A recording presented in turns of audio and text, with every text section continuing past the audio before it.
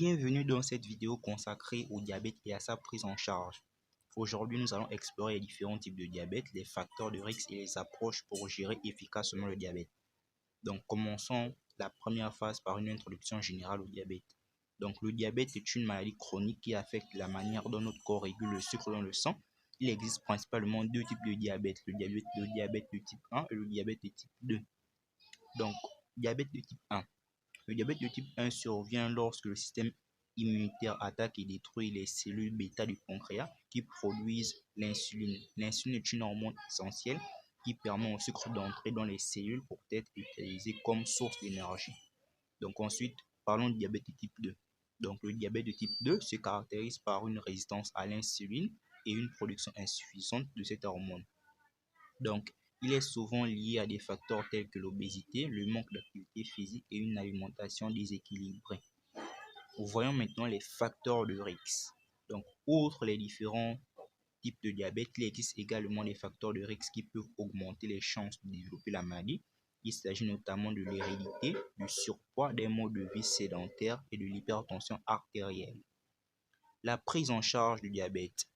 Donc, la prise en charge du diabète implique une approche globale qui combine plusieurs éléments essentiels, ce qu'on appelle couramment des mesures hygiéno-diététiques, donc c'est-à-dire une alimentation équilibrée, l'exercice physique régulier, la surveillance de la glycémie, la prise de médicaments dans le cas échéant et l'éducation sur la maladie. En phase 6, nous allons voir l'alimentation équilibrée. Donc, une alimentation équilibrée est fondamentale pour contrôler le diabète. Cela signifie privilégier les aliments riches en fibres, en protéines maigres et en glucides complexes, tout en limitant les sucres ajoutés, les graisses saturées et les aliments transformés. Donc, parlons maintenant de l'exercice physique. Donc, l'exercice physique régulier aide à maintenir un poids, une santé, à améliorer la sensibilité à l'insuline et à contrôler la glycémie. Donc, l'activité physique peut inclure la marche, la natation, le vélo ou toute autre activité qui vous plaît et qui vous permet de rester actif. En phase 8, je vais vous parler de la surveillance de la glycémie. Donc, la surveillance régulière de la glycémie permet de contrôler les niveaux de sucre dans le sang. Cela peut impliquer l'utilisation d'un glucomètre pour mesurer la glycémie à domicile chez vous, ainsi que des tests réguliers effectués par un professionnel de la santé lors de vos différentes consultations. Donc, la prise de médicaments.